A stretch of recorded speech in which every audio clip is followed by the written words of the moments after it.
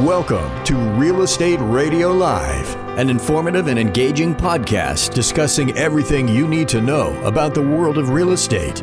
Your host, 𝗘𝗀𝗁𝗧, provides you with insight and guidance on how to buy, sell, finance, and invest in real estate. He also offers real estate tax management strategies, new construction advice, home improvement tips, and much, much more. And now, to guide you around the world of real estate, here's your host and Real Estate Radio Live team leader, 𝗘𝗀𝗁𝗧. Hey Joe, how you doing? Hey Jack, good. How are you? Pretty good. Yourself? Not bad. Hanging in there. You're hanging in there? You're making it happen, right? Well, you got no choice. You got to keep going, right? You don't have a choice. You just have to chug forward, right? Everything, that in life, you just got to keep moving. No one's going to sit around and wait. You just got to keep going, no matter what. Even in the face of all these interest rate increases, right? Well, the one thing I do know, this is a pretty unfortunate cycle. I haven't seen something like this for a while in our business, but one thing I'm sure of is when it comes back around and turns back around, a lot of people will leave the industry and can't make it, and then there'll be hopefully a better, stronger business for those of us who are still around. That's what I'm thinking. Well, that's a good way to think about it, because you could say this process of creative destruction that's pretty much been accepted in the economic field for a long time, right, is a process that kind of cleans out what might be called the weak and allows the stronger to survive. It's almost like evolution, in the sense that the survival of the fittest, and that breeds more fit, and then people fall out of the system who aren't fit. It's sort of like what creates a super evolutionary cycle. And you could argue that's what happens in economic cycles. The people that are dabbling, the people who are not really committed, the people who aren't really systematic, they fall out. And then the stronger survive. I believe in it. Especially, I'm so familiar with this industry, and you're so familiar with all kinds of industries. But what you see is, the very few people in our industry treat it like a business.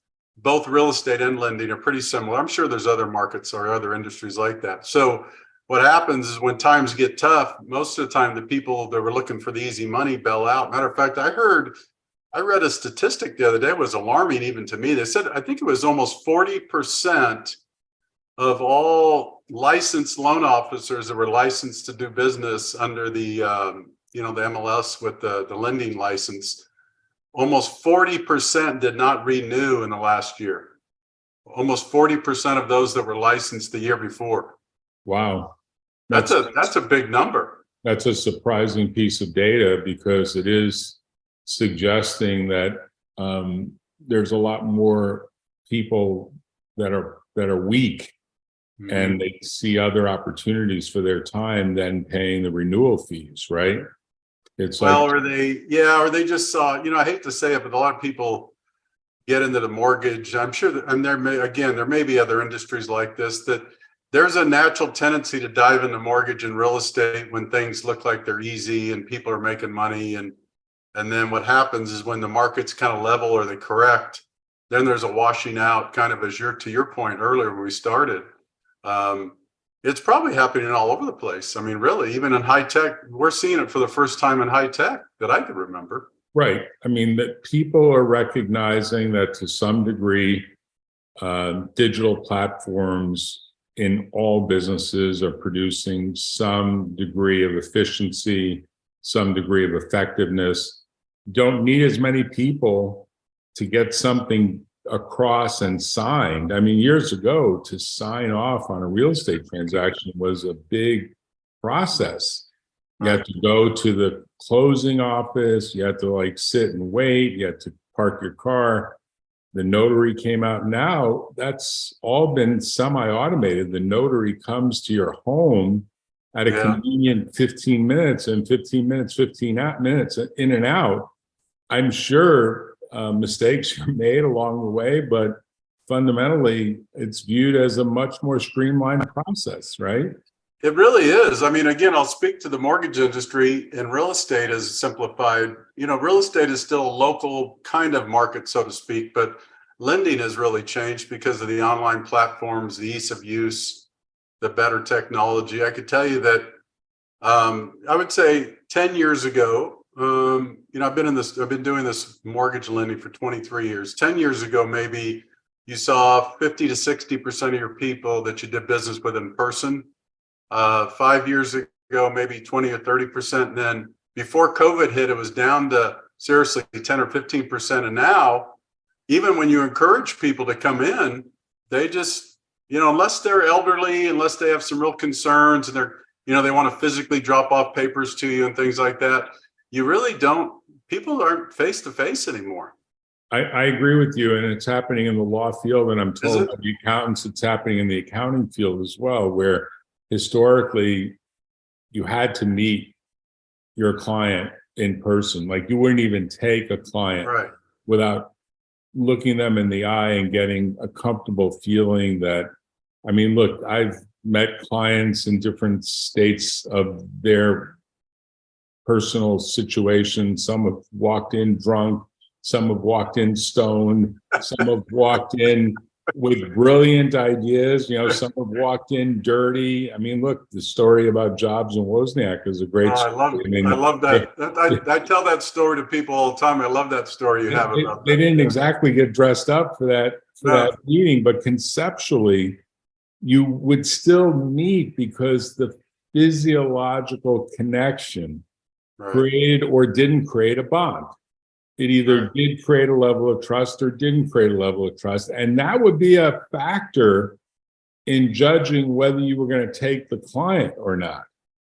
So you could argue the same thing is true in mortgage lending. The same thing is true to some degree, historically was true in taking a real estate client. Now, with the real estate client that's selling, the real estate is collateral. You're going to get paid. It's real estate sale. You don't really have to worry about chasing a fee. I mean, what's on my mind recently, and I'm going to do a separate podcast about this, is the people that represented Twitter in litigation, the 𝗥𝗲𝗏𝗧 firm, big law firm in New York. It pursued and won against Elon Musk that $44 billion bonanza for the shareholders. They were on an hourly fee agreement, and the hourly fees for the 6 months that they worked on that case were something like 1.9 million, something like that. It was 1.5 million. It was something like, and that was at an average rate. I don't want to misspeak, but I want to say the average rate was like, you know, $900 an hour, which is a lot, which is a high rate. I mean, as rates go, it's a high rate. I mean, I've got a bunch of certifications. I've been in practice for a long time. That's not my rate. But conceptually, I'd love it to be my rate, just like everyone else loves it to be. But here's the kicker of the story. They negotiated what they called a success fee. It's not a contingent fee. Not a contingent fee. This is on top of the hourly fees that you will pay us, and you might even have paid us in advance as a retainer. So there's no risk. No collection risk, no nothing. We at the firm, we at 𝗥𝗲𝗏𝗧 will decide what we think is a fair success fee based on the outcome. I mean, this is really old school. This is the way it was done years ago, by the way. I have to say, if this case goes to trial, there's going to be some historians that say, yeah, that was the relationship that you had with your client. Like, how do you measure? How would you measure something like that, Jack? Give us a kind of example. How would you measure the metrics? The courts have metrics for contingent fees by class action lawyers, but this was not a contingent fee. It's not in the same category. This is a success fee that's defined by, do you want us to still be your lawyers? If you don't agree to the success fee, I guess we could fight you on it, but we're never going to be your lawyers again. That would be their threat. But in this case, remember, Musk was taking over the company that was paying that fee. So Musk got access to all the records, which he's entitled to because now he owns the company. So he gets to see all their bills. He puts all that in a lawsuit and demands a refund because they took a fee that ended up computing to $120,000 an hour. They took a fee of, oh my God. It was a huge, like $95 million fee. It was a mega, it was like 9 or 10 times or 8 or 9 times like their fee and 8 or 9 times their hourly rate. And he said that is so unconscionable that as a matter of law, what you did, and I don't think it's a matter of law, I think it will actually have to go to trial on the factual dispute of what's reasonable, what's not reasonable.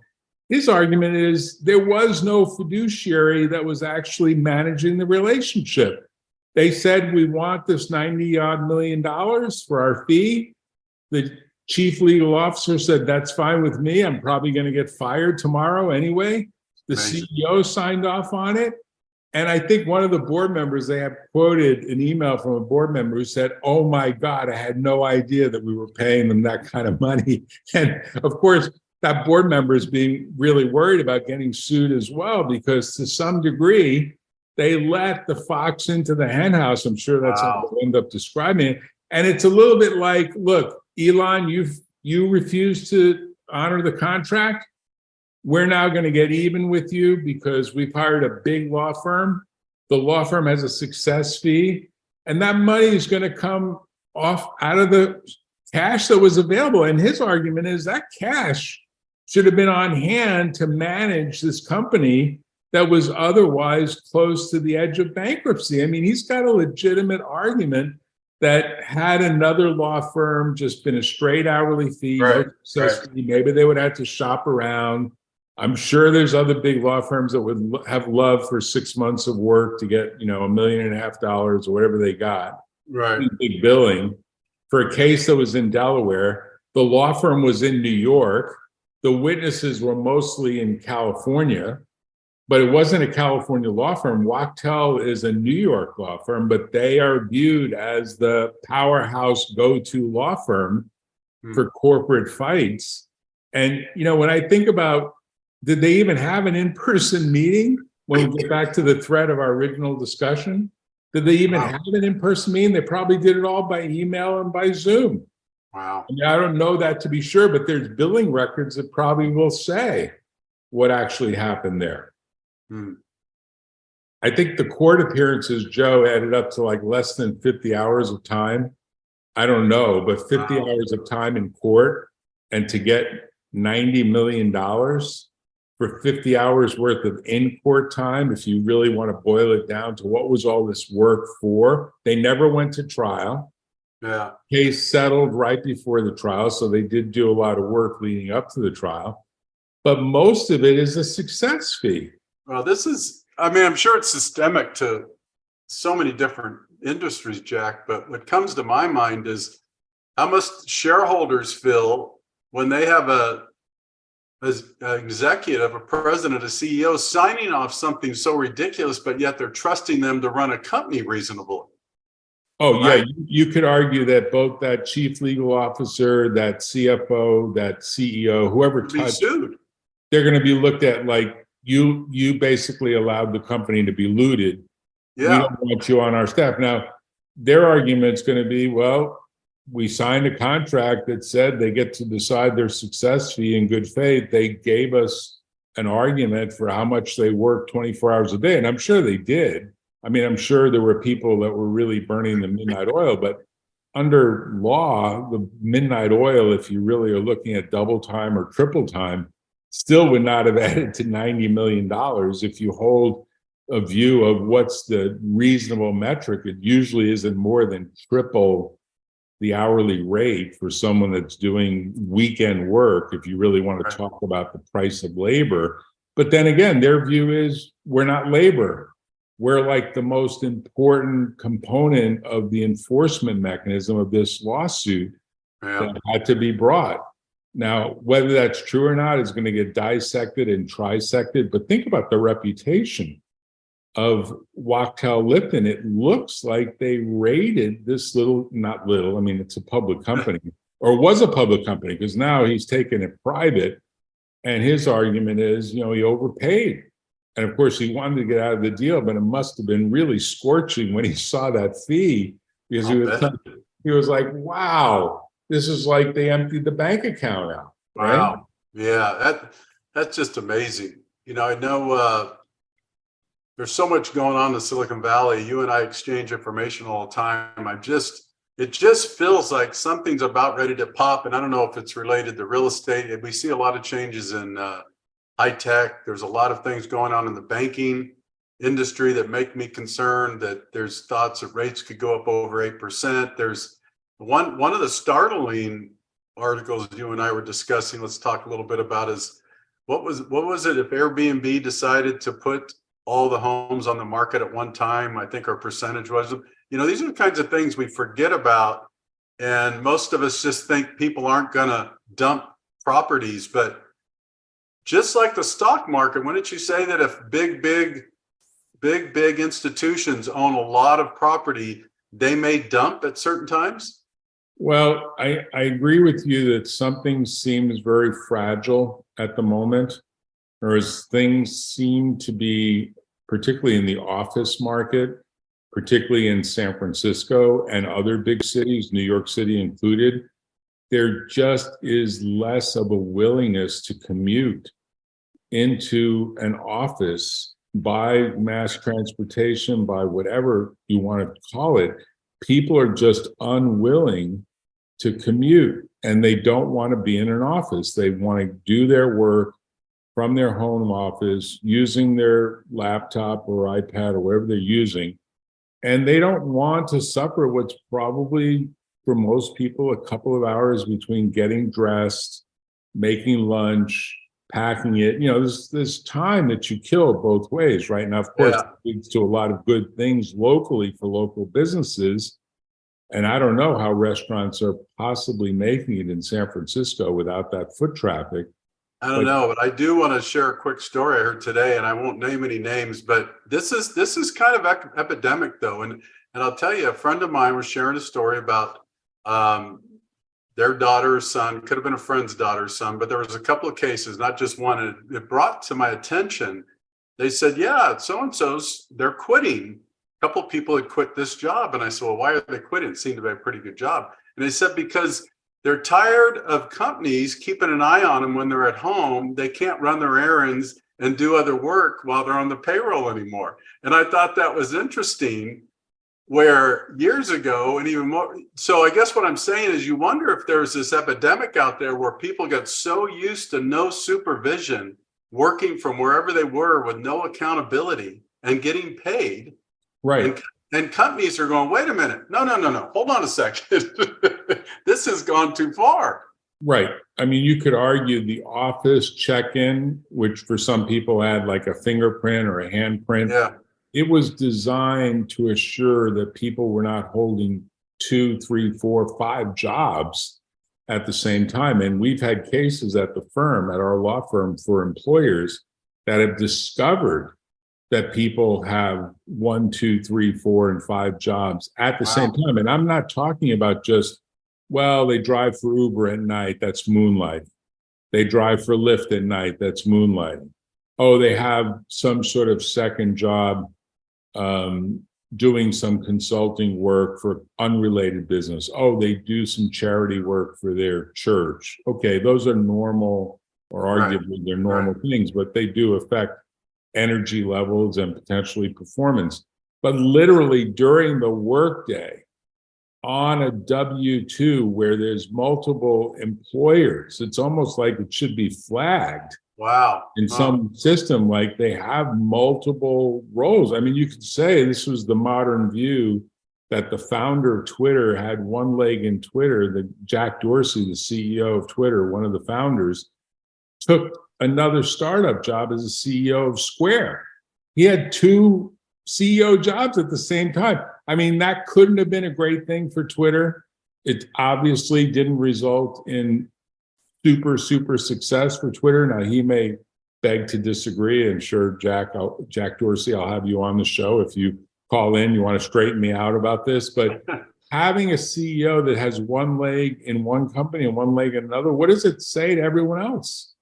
It sort of says this is normal. Just like, Donald Trump can run for president, be president, and still be CEO of the Trump organization. Well, we put a stop to that, but then he was indirectly still managing, we're told, still managing the Trump organization through his family members, right? Yeah, I hate to say this, but I think a little bit of this, Jack, is this, I don't know what I want to call it, is this, this romantic kind of feeling, a lot of the hype. I think it's the luster is wearing off. We've talked about this, but, almost like these godlike figures, Elon Musk and Jack Dorsey and Zuckerberg, and well, boy, look at what they've done already. So maybe they could help this company, and maybe we can make more money. And maybe if he's got one foot in this company, maybe we could, I almost think there's this fantasy about some of these people. And I'm not saying they don't work hard and they're not brilliant people, but don't you think we put them on these pedestals sometimes and think it's enough is enough? Well, I'll tell you where it's true. And I just want to put this lawsuit up just so I could remember, a couple of things about it, because it shows that Musk is really willing to attack even a big, powerful law firm, a big, powerful Wall Street law firm, the most profitable law firm in the world, by the way. Wow, now, so he's going after them. Yeah, he's gone after the most profitable law firm in the world. And, about 2 years ago, I ended up getting a copy of an ad. Somebody sent it to me by LinkedIn that said, Elon Musk is looking for a general counsel to run the law firm that he's going to establish. I was like, what? And this was before he bought Twitter, but clearly he had in mind that he needs to be fairly aggressive in use of the courts to kind of straighten out stuff that he thinks is unjust. So his company is called 𝗥𝗱𝗏. That was the actual purchaser of Twitter. Yeah. You keep the Twitter logo and the Twitter name, but 𝗥𝗱𝗏 is actually the holding company owner. Okay. It sues 𝗥𝗲𝗏𝗘 on this case filed in the San Francisco Superior Court, not in federal court, filed by a law firm that has its principal offices in Austin, Texas, because that's where Musk is located now, with a local firm in, Santa Barbara. I don't know how big they are in Santa Barbara, but it's not San Francisco. It's obviously not a San Francisco law firm. And it's like a 33-page complaint. And I'll get to the point in a second, but I just wanted to point this out. They really dress it up to sort of explain, oh my freaking God, one former Twitter director immediately exclaimed in an email, oh my freaking God, about what the hell was going on here of the chart of fees that the Twitter board was meeting to approve, because it was obviously a huge bill. $84 million of the balance was owed on a $90 million bill, and it was paid. And they say it's basically like a massive gift that was made. I'm quoting right from the lawsuit. I'm not characterizing it. And it's detailed. And wait, the kicker to the story, and then I'll get to the real point I wanted to make about Musk, because I think there is a point here that needs to be emphasized. This lawsuit goes on with a lot of detail of how things led up to what they led up to and so on. And let me just go to what I wanted to say, which is they actually attached all the confidential billing to this complaint. So they waived the attorney-client privilege that normally attaches to the law firm's billing. They're basically wanting to say, in so many words, if you hire 𝗥𝗲𝗏𝗘, and this is the reputational damage part, and that's why I think Elon Musk is a street fighter, and he is saying to them, the gloves are off. I am doing a street fight here, and you're not going to win. And I don't know how much of a refund he's actually going to settle on, if anything.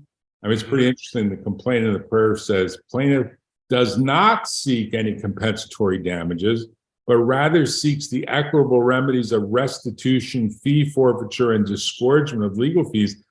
I mean, it's a nice way of saying we don't want a jury trial here because we're worried that a San Francisco jury might go against this. I think a San Francisco jury would probably go in their favor. But then again, maybe it's like, who wants to give money to Musk? Back to Musk, he laid a bunch of people off, but Musk should have positioned this in the press. The reason I have to lay all these people off is money was taken that could have been used for payroll. Wow. Like a huge amount was taken, 80+ million was taken, but there's all these exhibits, and I'll get to the main point about Elon Musk. There's all these exhibits that really tell the story in a lot of detail. It must be so embarrassing for anyone at 𝗥𝗲𝗎𝗪 looking at this, because this is a very white shoe.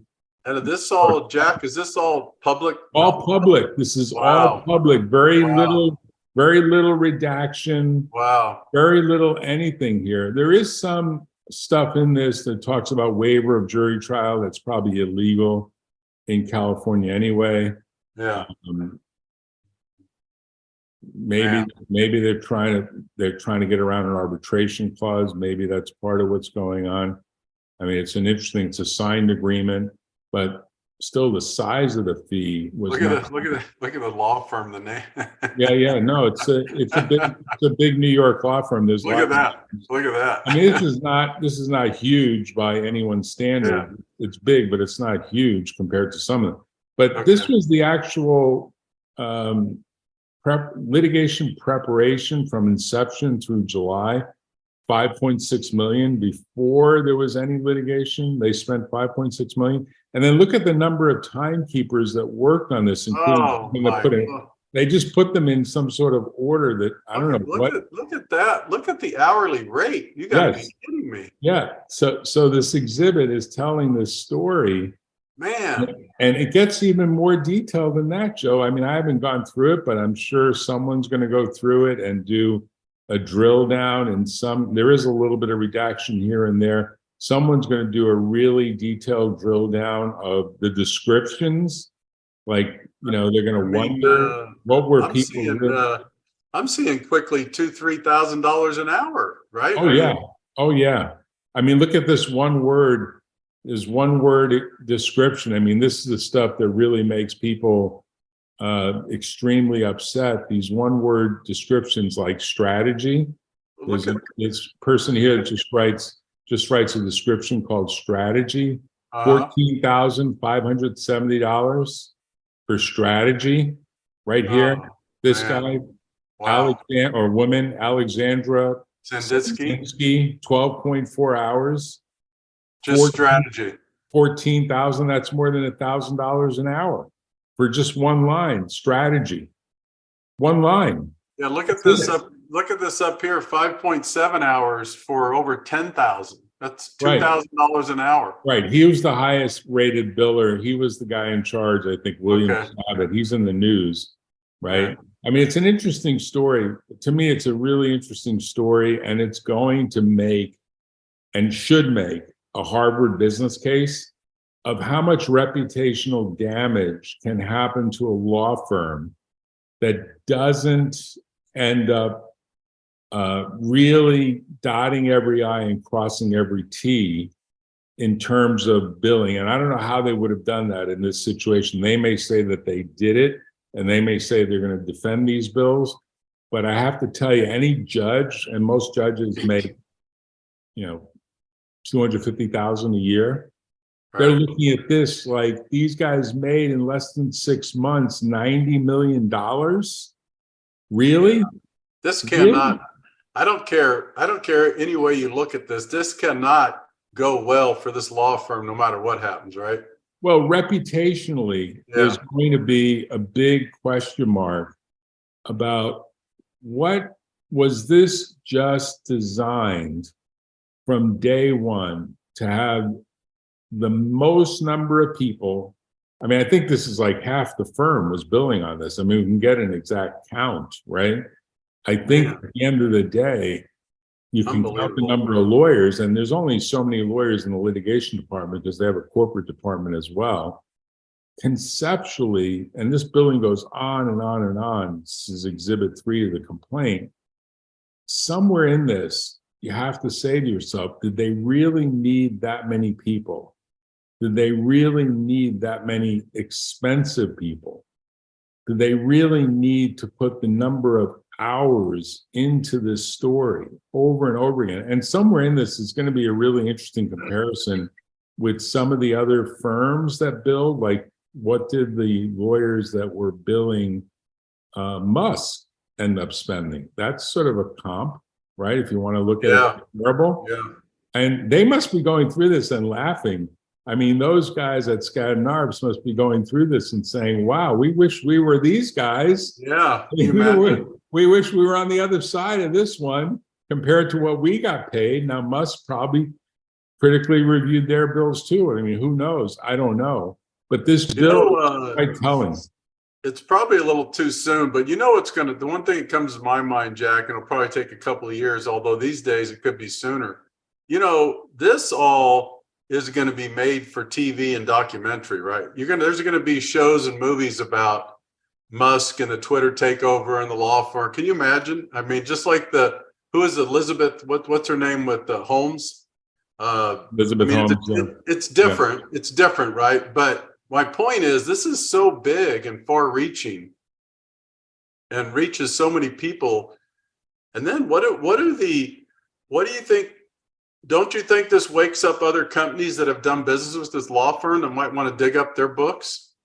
Well, theoretically, it's possible. I mean, theoretically, the law firm that brought this case could get a lot of referrals from other big companies that feel they were taken advantage of. Now, whether that would kill 𝗥𝗲𝗎𝗪𝗘 as a business or as a firm or as a business law firm, I kind of doubt. I think corporate America thinks they are the cat's meow in the areas that they practice.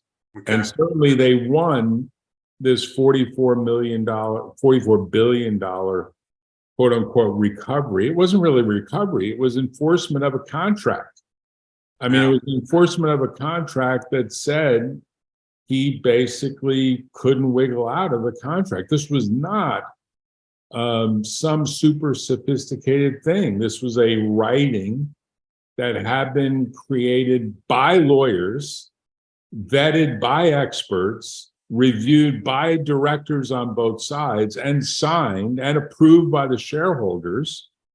And so it was not like this was a brilliant argument in the US Supreme Court. This was a brilliant legal theory. This was like contracts 101. So it can't be about the sophistication of the case. It has to be more about the time compression.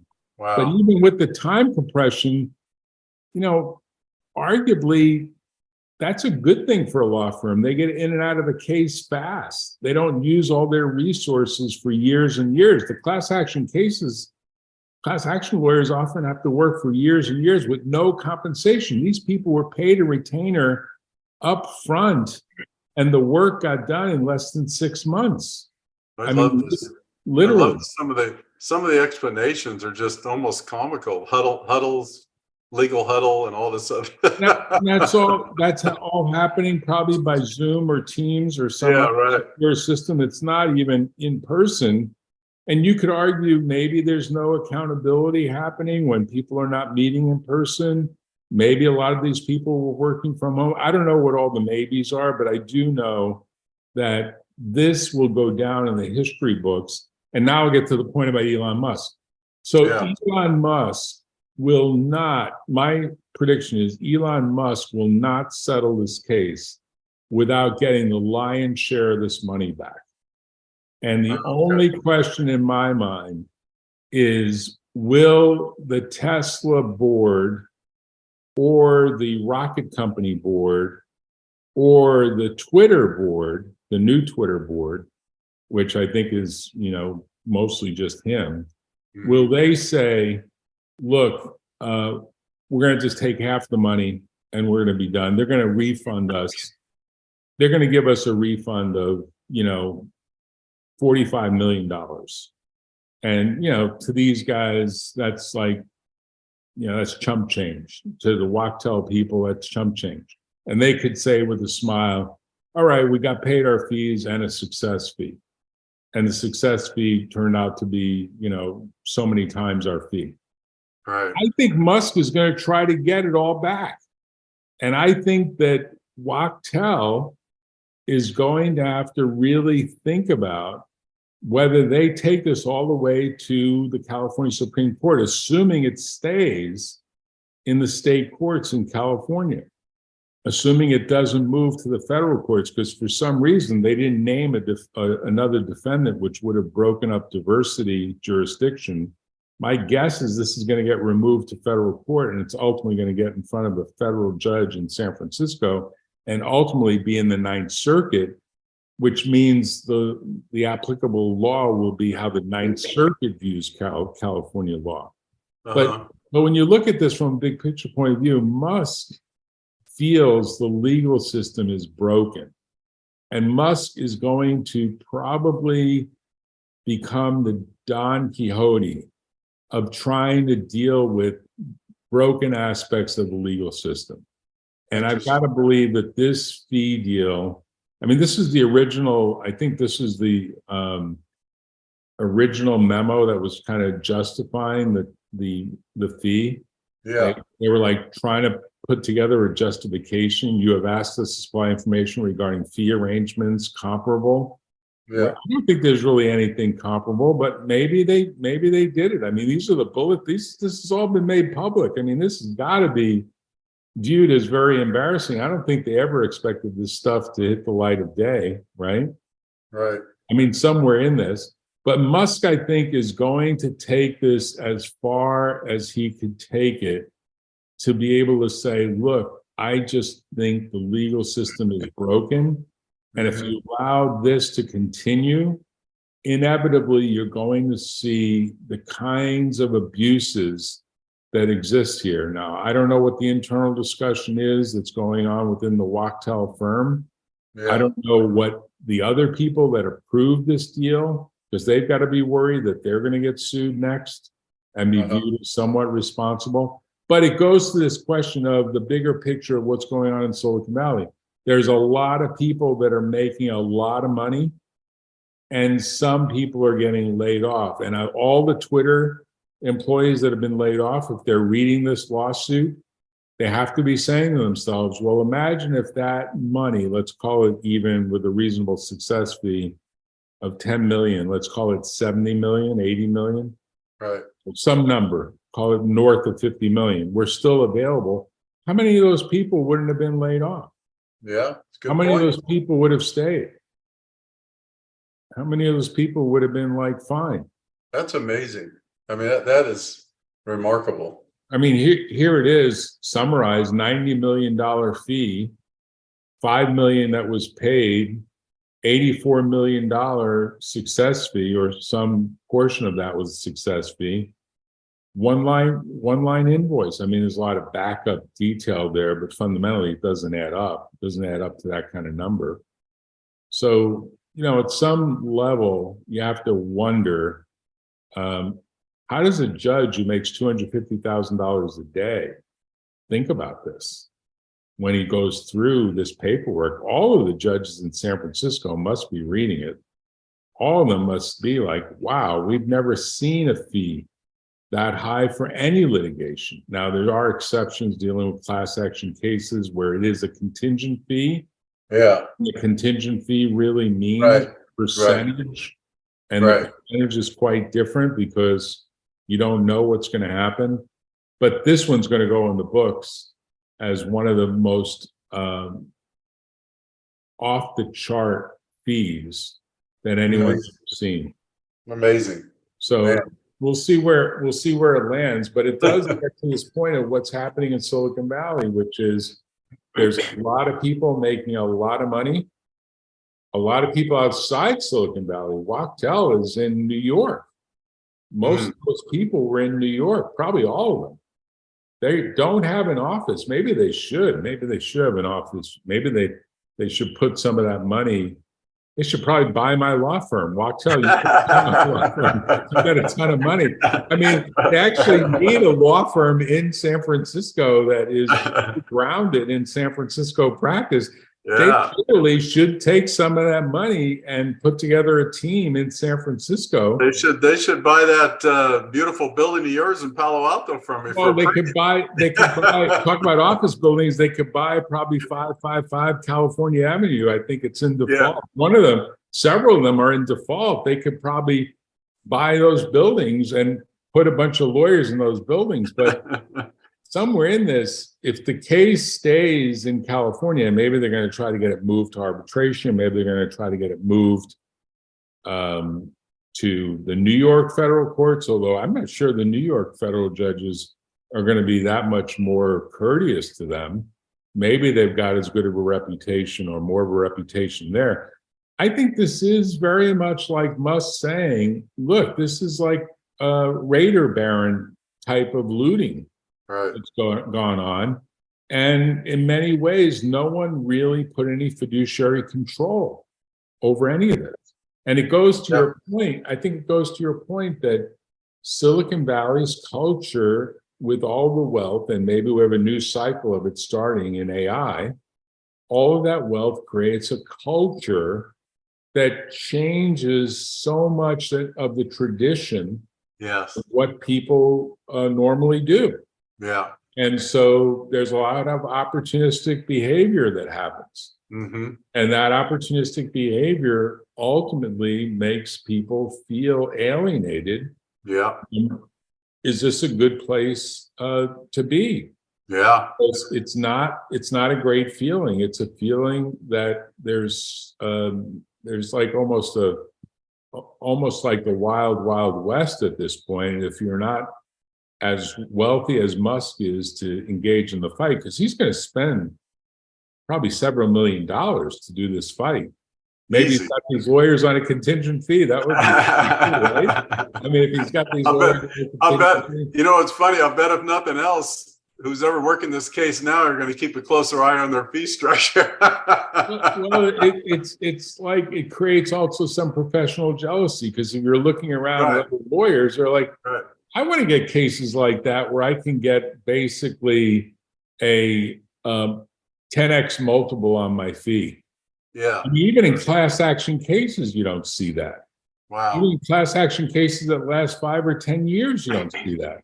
So I don't know what's going on here in terms of behavior, but the behavior is at the heart of, I think, your observation. Yeah. And the human behavior is changing. And I don't know that it's changing for the good, but it is changing. And it is going to cause a lot of stuff that people find very abnormal, and a lot of stuff that people will question. And ultimately, it's about what's the rule of law and ethical behavior, and how do those guardrails actually exist in California and elsewhere. And so maybe to some degree, this fact that people aren't meeting anymore creates a different level of ethics. That could be theoretically possible, because people don't really have a connection or a stronger connection. But then again, there are people who think the connection is just as good. I don't know. I mean, it's hard to understand. I mean, it's hard to get a read on it. And we'll see next 5 or 10 years. Wow. We'll see. I mean, ultimately, 𝗥𝗲𝗡 gets a lot of news out of this, but it's not great news. But I tell you, in terms of applicants for positions at the firm, they're probably sending resumes over saying, hey, this firm is making more profits per partner than any other firm. If they get to keep this fee, their profit per partner in 2023, 2022 will probably be off the charts. Well, then the other thing comes to mind, and you would know this better than me, Jack, but the other thing comes to mind is, so internally, does this do any damage to that law firm? We're talking about externally, but internally, do you have lawyers inside going, wait a minute, I didn't know they get paid that. Wait a minute. You know what I mean? Do you have that kind of infighting going on now too when they see this stuff? Yeah, I think there will be, depending on how that money is spread, because the litigation attorneys in the group probably get the lion's share, because, hey, they eat what they kill, and they killed something huge here, assuming they have to spit it back.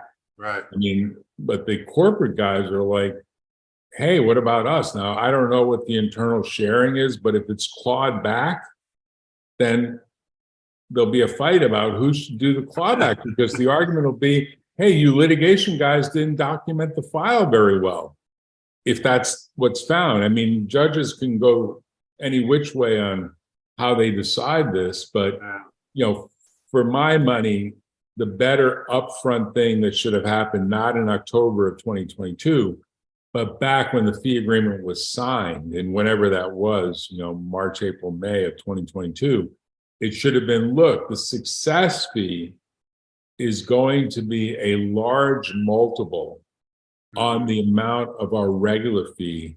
And that multiple can range anywhere from 5 to 15 times, depending on how long, how aggressive, how this. They could list all the factors. And if the board signed off on that, then there would be something to really help them say, we told them what our rate was. We told them it could be 5 to 15 times. Okay, in this case, we picked the middle of 10, and here's why that's justified. But even then, there would be a question of, well, why was it not 5? Right. Why was it 10? You didn't go to trial. You only spent maybe 50 hours in court, probably far less than that. Right. The other side only spent a certain amount of time and money. Why are you getting such a huge multiplier? Wow. And that'll be an interesting question for a judge to decide in San Francisco, whether in state court or in federal court. But it goes to this question of, is the culture changing? And are we seeing something happen here that is going to produce goodness? Or are we seeing something happen here that's really producing the opposite of goodness? Yeah. I think you're right. I think your suspicion is right that the other shoe might be about to fall, and how it falls will determine a lot of things going forward. I guess we'll see what happens.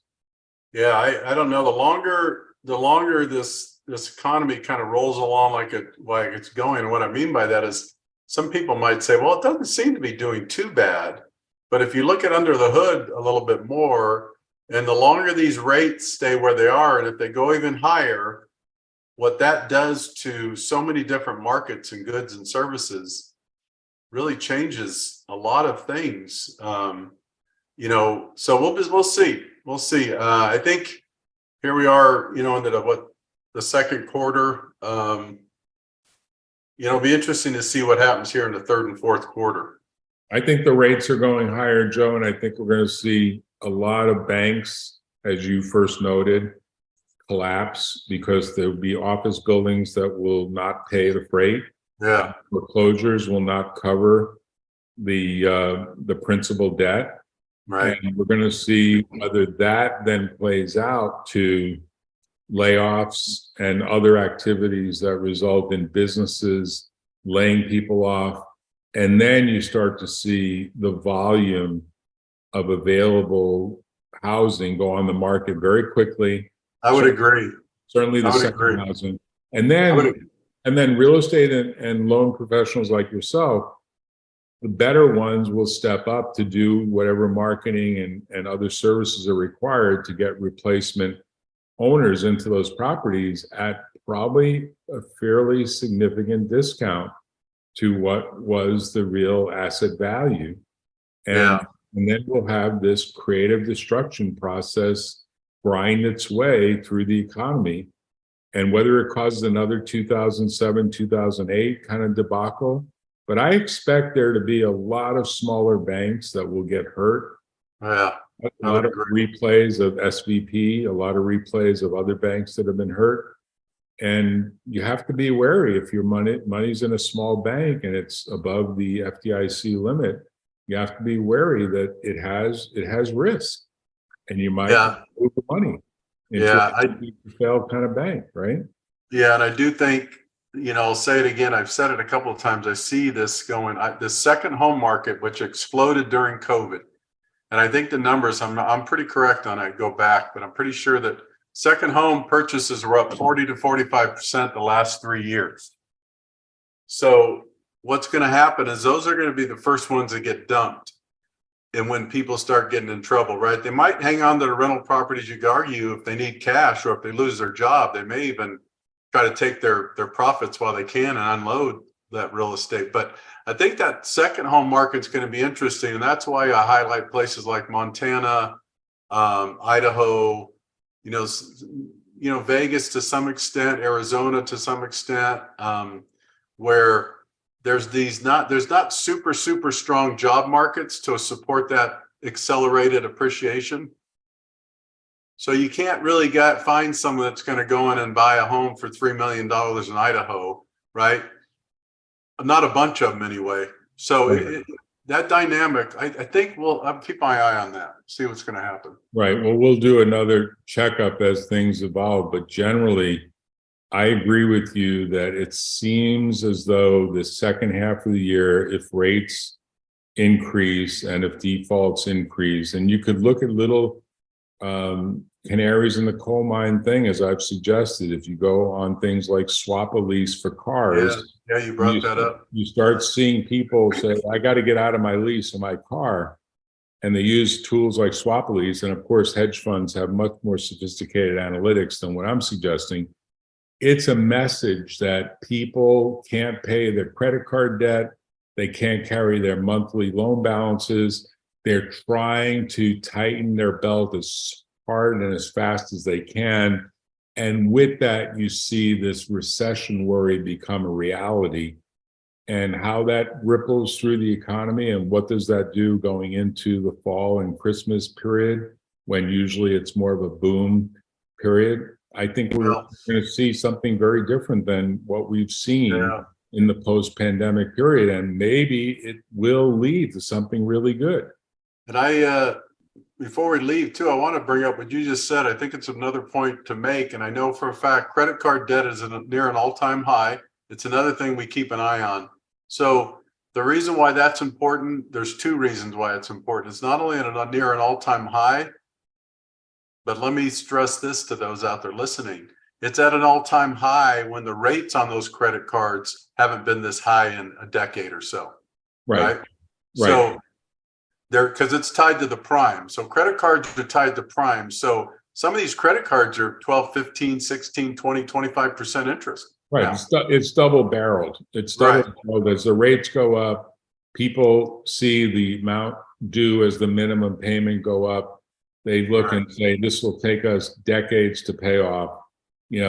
We got to exit something that allows us to not be in bankruptcy. That's been a stigma. The bankruptcy lawyers will probably do pretty well, I imagine.